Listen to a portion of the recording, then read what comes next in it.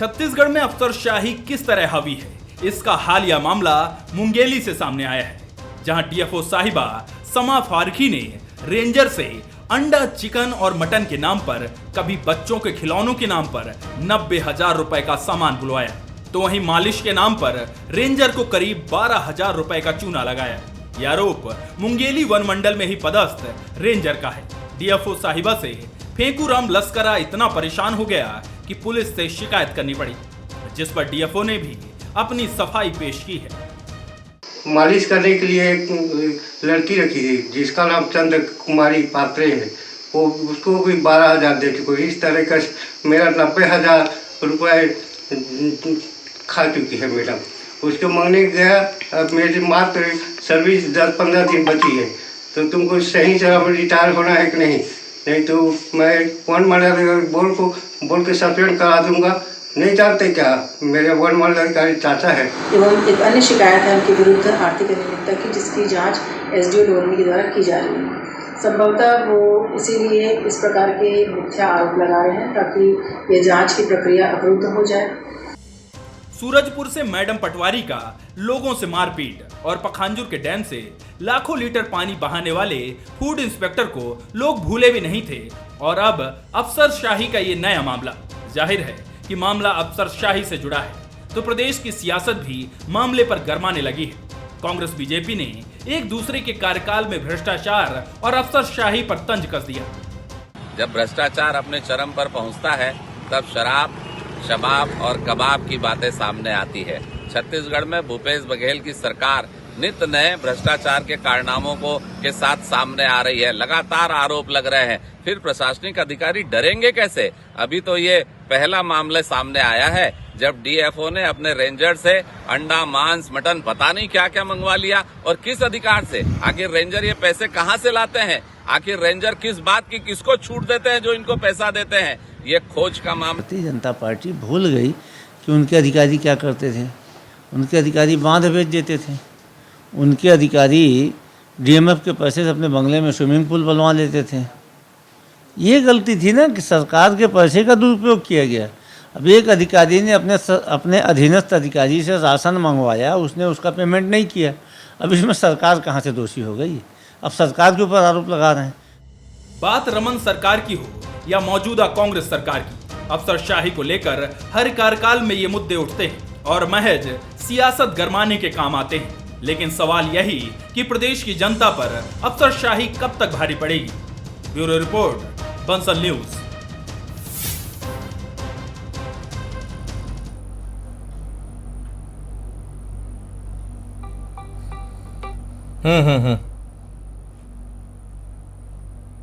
छत्तीसगढ़ का वन विभाग ना तो दूध का धुला हुआ है और न ही उसके अधिकारी पाक साफ। एक नहीं, दो नहीं, सैकड़ों ऐसे उदाहरण हैं जब वन विभाग के अधिकारियों पर या तो भ्रष्टाचार के आरोप लगे या फिर एसीबी और ईओडब्ल्यू ने भ्रष्टाचार की कलई खोली। नया मामला मुंगेली का है, जहां एक मैडम सवालों के घेरे में है। आम लोग, राजनेता तो छोड़िए, आरोप लगाने वाले मैडम के ही जूनियर अधिकारी हैं। हम बात कर रहे हैं मुंगेली की डीएफओ शमा फारूकी की। आरोप लगाने वाला वन विभाग का रेंजर, जिसने न सिर्फ वन विभाग के आला अधिकारियों तक इस पूरे विषय की शिकायत पहुंचाई है, बल्कि थाने तक में शिकायत कर डाली।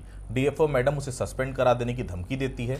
आरोप उससे ज्यादा कहीं गंभीर इस बात को लेकर है कि डीएफओ रेंजर से मटन और राशन मंगवाती और एक मालिश करने वाली भी हायर करके रखी है, जिसे हर महीने 12,000 रुपए देने होते हैं। कुल मिलाकर मैडम मटन और मालिश के चक्कर में अब तक 1 लाख से ज्यादा का बिल बन चुका है, और रेंजर जब भुगतान लेने के लिए मैडम के पास जाता है तो उसे सस्पेंड कराने की धमकी दी जाती है। नमस्कार, आज का मुद्दा में आप सभी का स्वागत है। मैं हूं आदित्य नामदेव।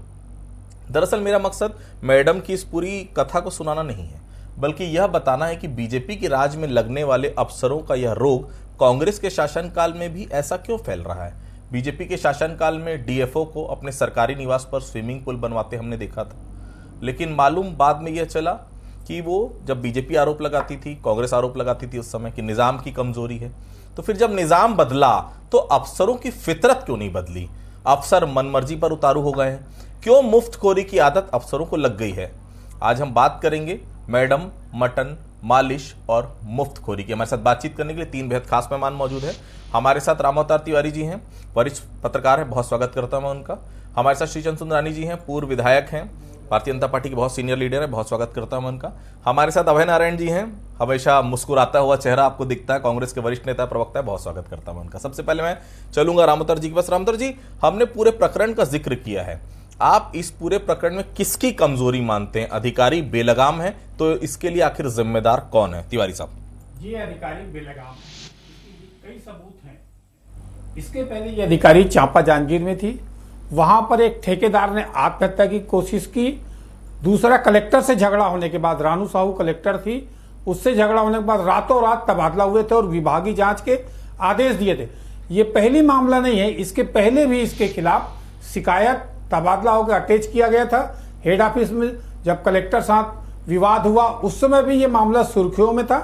हाल में फिर पोस्टिंग की गई कुछ महीने पहले और फिर विवाद आया। तो क्यों ये जो अधिकारी हैं वो मनमाना तरीके से वसूली करने का, मनमाने दुर्व्यवहार करने का, या आचार संहिता जो है नागरिक की है, आम नागरिक की है, सरकारी कर्मचारी की है, क्या उसके अलदेज हैं ये?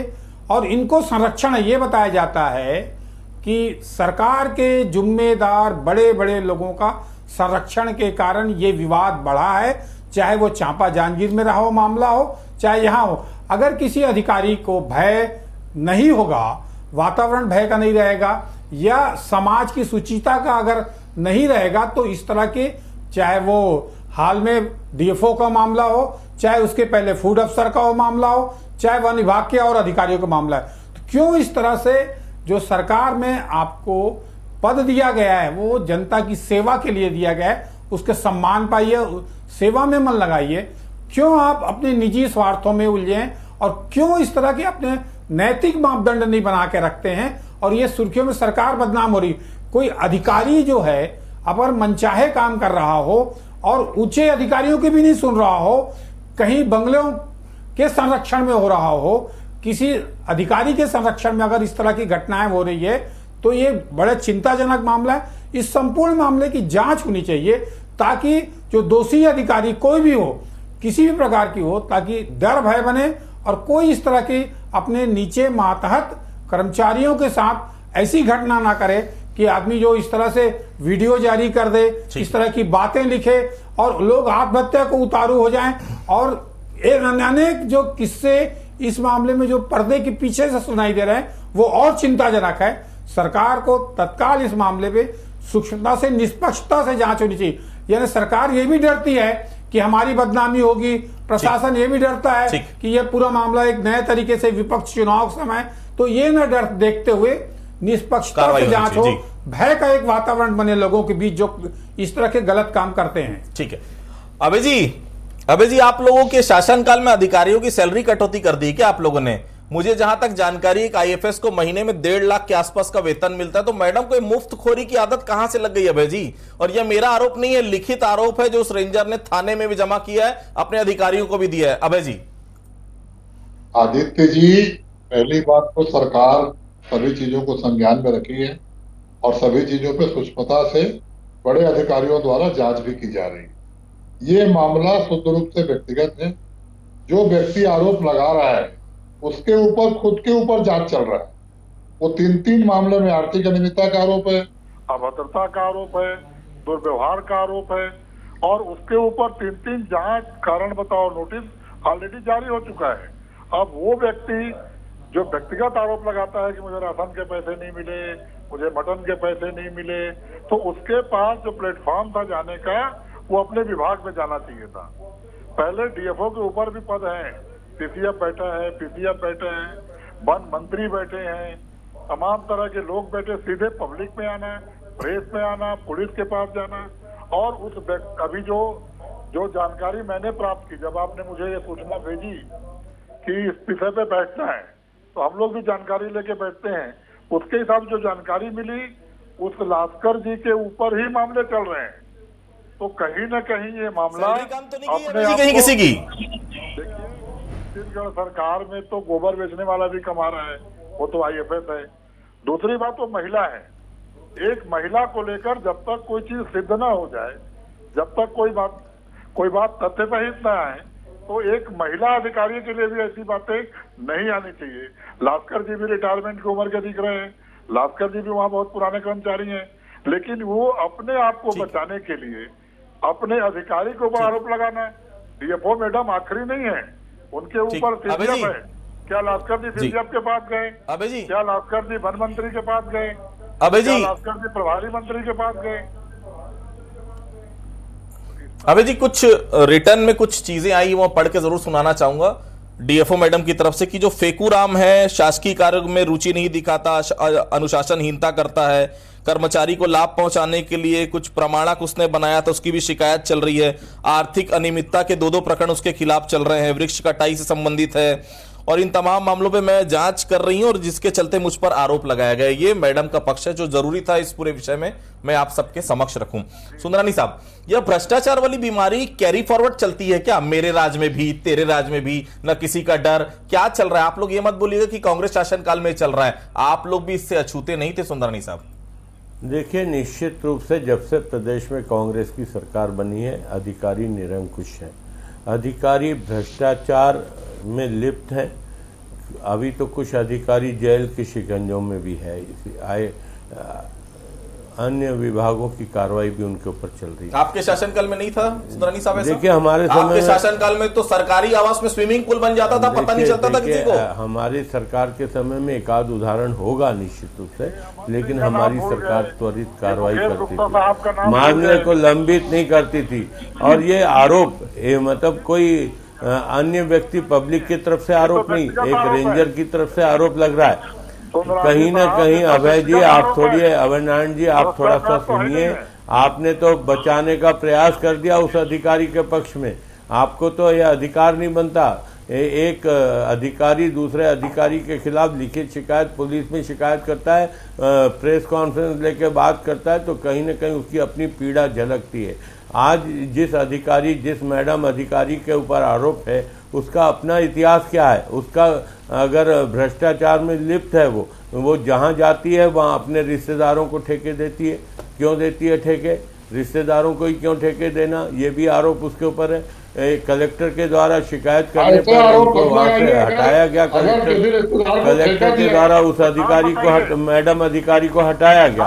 और जहां तक ये दो बहनें अधिकारी हैं, दोनों बहनों अधिकारियों पर इस प्रकार के कई प्रकार के आरोप हैं, वो अटैच भी कर दी गई थी। उसके बाद कहीं न कहीं अप्रोच लगाकर, कहीं न कहीं पैसे का उपयोग कर फिर से वो पदस्थ हो जाती है।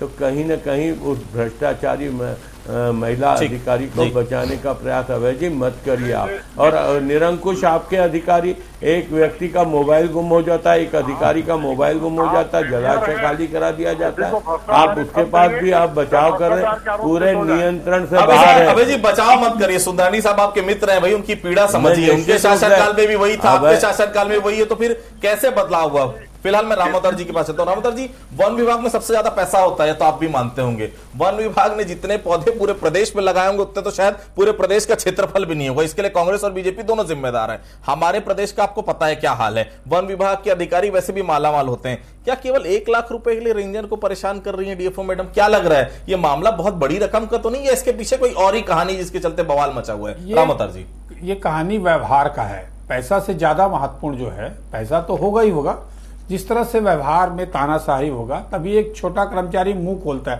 नहीं तो जो वन विभाग को हम लोग जानते हैं वहां इस तरह की चीजें चलती रहती है, तो नई बात नहीं होती वहां पर। परंतु ये मामला उभर कर क्यों आया, इसमें क्या कारण है, क्या वास्तविक में उसने अपनी पीड़ा, अंतहीन पीड़ा के बाद मुंह खोलना पड़ा? क्या निष्पक्ष जांच नहीं हो रही थी, या वो उसके पहले ऊपर तक शिकायत किया, उसकी जांच नहीं हुई, तब ये सामने आना पड़ा? या जो अधिकारी शिकायत की गई उनका भी इतिहास क्या है? तो इसमें अधिकारियों को इसके आड़ में माना जाता है कि जो निरंकुश होते हैं, तानाशाही होते हैं, जो प्रशासन में संवेदनशीलता की बात की जाती है, वो अगर संवेदनशीलता जिन अधिकारियों में भी नहीं है, वो एक कोई नहीं, जो भी अधिकारी में नहीं है, जो आम जनता से भेंट नहीं करता, सौजन्यता से मिलता नहीं है, उनकी पीड़ा नहीं समझता, दौरा नहीं करता, या भ्रष्टाचार के लिए नए नए योजनाएं बनाते हैं और अपने लोगों को देते हैं, ऐसे तमाम अफसरों के लिए निष्पक्ष जांच होनी चाहिए, वैसे लोगों पर कार्रवाई करना चाहिए, लूप लाइन में डालना चाहिए और अच्छे अफसर जो है, जो जनता से सरोकार रखते हैं, जो योजनाओं के शासन के हल करते हैं, जो समन्वय रखते हैं, वैसे लोगों को पोस्टिंग देना चाहिए। तो प्रशासन का सही मकसद होगा और सरकार भी सफल होगी।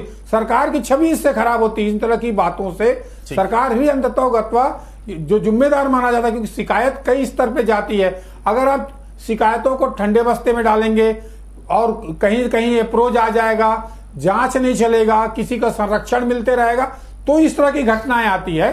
तो ये घटनाएं ना हो बिल्कुल आगे जाके। इसलिए प्रशासन के जो शीर्ष अधिकारी, मंत्रालय में बैठे अधिकारी हैं, वन विभाग के जिम्मेदार अधिकारी हैं, उन लोगों को इसकी जांच निष्पक्ष तरीके से करके, और भी लोग ऐसे हैं जो इस तरह की फर्जी मास्टर रोल या फर्जी तरीके से पेड़ लगाने का काम या ठेका देने का काम जो भी कर रहे हैं, उस पर नियंत्रण लगना चाहिए। नहीं तो ये अगर बढ़ते रहेगा तो आम जनता के टैक्स के पैसे का जो दुरुपयोग करने का खेल चलता है वो खत्म होनी चाहिए। ठीक है अभय जी, शिकायत में रेंजर ने कहा है कि जब वो पैसा मांगने जाता है, सुनिएगा अभय जी, तो मैडम कहती है कि तुम मैनेज नहीं कर सकते हो। क्या यह मैनेज करने का खेल चल रहा है अभय जी? क्या जूनियर अधिकारी केवल मैनेज करने के लिए, मतलब मैडम को पता है कि जूनियर पैसा इकट्ठा करता होगा, निश्चित रूप से करप्शन से ही करता होगा, अपने घर से तो पैसा इकट्ठा करेगा नहीं, तो मेरे लिए भी खर्च करे। अभय जी। आदित्य जी, मैंने कहा कि एकदम से व्यक्तिगत मामला है। रेंजर के ऊपर जो जांच चल रही है उसकी जांच के बड़े अधिकारी हैं और उसने ऐसा आरोप लगाया। ये आरोप अभी सिद्ध नहीं हुआ है और इस आरोप के कोई तथ्य नहीं है सामने। फिर भी जो राम अवतार भैया ने कहा कि अधिकारियों का व्यवहार, अधिकारियों की कार्यप्रणाली बहुत महत्वपूर्ण रखती है। अगर मेरा व्यवहार ठीक है, मेरी कार्यप्रणाली ठीक है, तो मैं जो बात कहूंगा उसको मेरे एक मातहत कर्मचारी भी मानेंगे। लेकिन ये मैनेज करना, भ्रष्टाचार आरोप लगाना, ये सब वो तब कर रहा है जब उसके ऊपर खुद के ऊपर आरोप है। यदि उसके ऊपर आरोप नहीं होते तो इन बातों को माना जा सकता था। फिर भी ये जांच का विषय है, संज्ञान में आ चुका है। अभय जी, और अभय जी, कलेक्टर रानू साहू जब हुआ करती थी उस समय का प्रकरण याद है आपको? मैं थोड़ा सा पीछे लिए चलता हूं नहीं तो आपको, उस समय भी यही अधिकारी थी वहां पर। देखिए, ये तथ्य जो है हर जगह आते हैं। जहां भी अधिकारी कड़ा आ जाए, अनुशासित आ जाए, काम करने लगे, तो कहीं ना कहीं नोक झोंक काम को लेके होती है। रानू साहू जी में और डीएफओ मैडम में कोई लड़ाई व्यक्तिगत नहीं हुई होगी, किसी काम को लेके बात हुई होगी। और रानू साहू भी अपने आप कड़े अफसर के रूप में याद की जाती हैं। बिलासपुर में तो हम लोगों ने उनको देखा है, यहाँ पे रही भी हैं वो। और डीएफओ मैडम के साथ तो यहाँ बिलासपुर में मैंने नहीं उनको देखा काम करते, लेकिन ऐसा लगता है कि वो काम के प्रति गंभीर होंगी, कड़ी होंगी, अनुशासन में होंगी। तो आरोप तो कोरबा कलेक्टर को लेकर वो सरकार की योजनाओं में मेरी चलेगी इसको लेकर हुआ था। उसके बाद अभय जी सुन लीजिए क्या बोल रहे हैं रामवतार भैया। रामवतार भैया, जो कोरबा कलेक्टर के साथ जो विवाद हुआ था जी, उसमें यह हुआ था कि सरकार की योजना है, उस योजना को क्रियान्वयन का सीएम के निर्देश के बाद मेरी चलेगी, मैं चाहूंगा वैसी योजना बनेगी और मैं चाहूंगा वैसी योजना बनेगा। इसको लेकर टकराहट हुआ, सीएम हाउस तक मामला गया, रातों रात तबादले हुए, कई प्रकरणों की जांच की कमेटी बनाई गई, वास्तविक में दोष क्यों, फिर बाद में उसको लिपापोती हो गई। तो ये जो विवाद तो उठे, विवाद के बाद लिपापोती न होता तो शायद ये प्रकरण नहीं होते दोबारा प्रकरण। अभय जी, भैया जो कह रहे हैं वो तथ्य होंगे, वो मेरी जानकारी में नहीं है। और रामवतार भैया सीनियर हैं, पूरी निगाह रखते हैं, ऐसी कोई तथ्य होगा तो छापा भी है और उस इलाके के लोग जानते भी हैं। और मैं कह रहा हूँ कि जो सरकार के अधिकारी बैठे हैं वो मालिक नहीं है, मालिक तो जनता है। मालिक तो जो जिसके लिए योजनाएं बनाई जाती है वो है। तो अधिकारी कर्मचारी अपने आप को मालिक न समझे और व्यक्तिगत लड़ाई में, व्यक्तिगत मंशा के लिए अगर सरकार को बदनाम करने का प्रयास करेंगे, हथियार के रूप में इस्तेमाल होंगे, तो सरकार उसको भी बर्दाश्त नहीं करेगी। इस मामले को सरकार ने संज्ञान में लिया है। बीजेपी इस पूरे विषय पर कुछ बोल नहीं रही है। भ्रष्टाचार के मुद्दे पर तो बहुत बोलते थे, ऐसा तो नहीं लग रहा कि हम लोग भी कौन से दूध के धुले थे, सरकार ही तो बदली भाई, अधिकारी तो वही है। सुंदरानी साहब देखिए आदित्य जी, कहीं न कहीं भारतीय जनता पार्टी लगातार भ्रष्टाचार के मुद्दे को उजागर कर रही है। जब ठेका प्रणाली पे अधिकारियों को बिठाया जाएगा, और मैं अभी अभय नारायण जी को सुन रहा था, वो लगातार बचाव करते आ रहे हैं। क्या इस मैडम अधिकारी के ऊपर पहली बार कोई कार्रवाई हुई? इसके पहले कोई कार्रवाई नहीं हुई?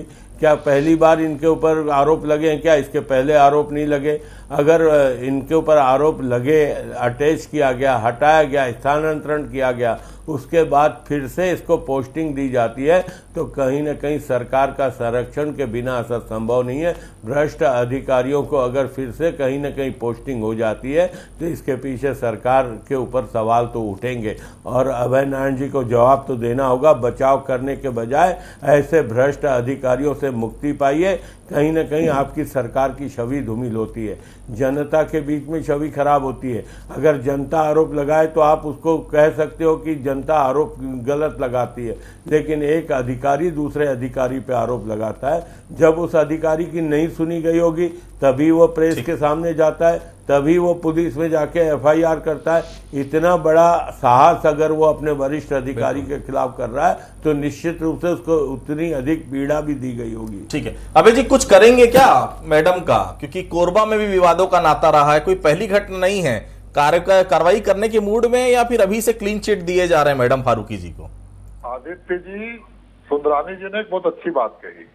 यदि जनता आरोप लगाती, यदि किसी योजनाओं में भ्रष्टाचार का आरोप आता, जनता की तरफ से आरोप आता, तो हमारी सरकार 24 घंटे भी नहीं लगाती है कार्रवाई करने में। ये आरोप रेंजर का डीएफओ पे है, विभागीय जांच का मामला है, विभागीय जांच की टीम बनी है, विभागीय जांच हो रही है और जांच में जो भी आएगा, जो भी निष्कर्ष आएगा वो कार्रवाई। अभय नारायण जी, मालिश और मटन का आरोप है, आप किस आरोप का बचाव कर रहे हैं? आरोप किस प्रकार के हैं आप देखिए। 12,000 रुपये मासिक मालिश करने के लिए लिया जाता है और कहीं न कहीं मटन, घर की सामग्री, खाने पीने के सामान मंगाए जाते हैं और उस महिला का बचाव करने उतर आए। नान घोटाले में सीएम मैडम का नाम, वो सीएम मैडम कौन है आज तक आपने नहीं बताया। तमाम तरह के भ्रष्टाचार लगे तो उसको आज तक आपने नहीं बताया।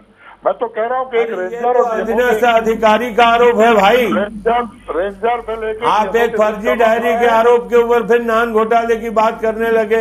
आज बहस जो हो रही है उस अधिकारी के फर्जी डायरी बता दीजिए ना कि फर्जी डायरी थी, वो उसको सिद्ध कर दीजिए। अरे आप लोग सब कर सकते हो, आप ईडी को बोलिए। आप तो स्वयं सीधे साधे आदमी हो, लेकिन आपके पार्टी के लोग सब ये कर सकते हैं। अभय जी सुंदरानी साहब लेकिन हर समय आपको जरूर बचा लेते हैं, हर समय आपको सीधा बोल देते हैं, बहुत मुस्कुराते हैं, दिल के साफ हैं। देखिए आपके खिलाफ कुछ बोलते नहीं, आपके मित्र हैं भाई।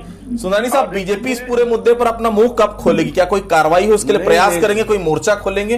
क्योंकि एक जूनियर का अपने बड़े अधिकारी पर आरोप लगाना ये बहुत गंभीर है सुंदरानी साहब। नहीं, निश्चित रूप से आदित्य जी ये गंभीर मामला है। भारतीय जनता पार्टी हाथ पे हाथ धरे नहीं बैठेगी और लगातार अधिकारियों के भ्रष्टाचार के मामलों को भारतीय जनता पार्टी हमेशा आगे लाती है और उस पर कार्रवाई की मांग करती है। संघर्ष करना पड़ेगा, निश्चित रूप से हम ऐसे मामलों को लेकर संघर्ष करेंगे। निरंकुश अफसरशाही को जिस प्रकार से संरक्षण है भूपेश बघेल सरकार का, हम इसको होने नहीं देंगे।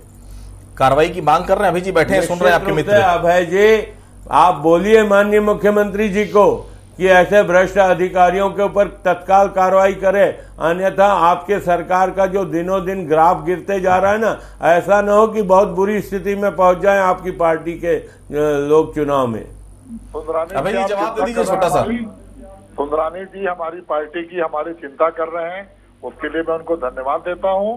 सरकार की निगाह में है, जो अधिकारी ने आरोप लगाए अपने बड़े अधिकारी पर, उसकी पूरी की पूरी निगाह है, उसकी जांच चल रही है और बहुत जल्द रिजल्ट सामने आएगा। सस्पेंड करेंगे क्या? नहीं, अगर करेंगे सुंदरानी जी, अगर आरोप सिद्ध होगा तो 1 मिनट नहीं लगेगा, चाहे रेंजर हो। जब सिद्ध होगा तब तक तो आपकी सरकार चली जाएगी, फिर हम ही लोगों को आके सस्पेंड करना पड़ेगा। आप कल्पना मत करिए। ऐसे अफसरों पर क्या कार्रवाई होनी चाहिए? कुछ होगा ऐसा लगता है आपको? क्योंकि स्विमिंग पूल जो डीएफओ ने बनवाया था, आपको बहुत अच्छे से याद होगा, कुछ दिन बाद उन्हें और बड़ी जगह पोस्टिंग कर दी गई थी। उम्मीद है इस मामले पर कार्रवाई होगी। देखिए, इस मुद्दे को लेकर आज अरण्य भवन में चर्चा है।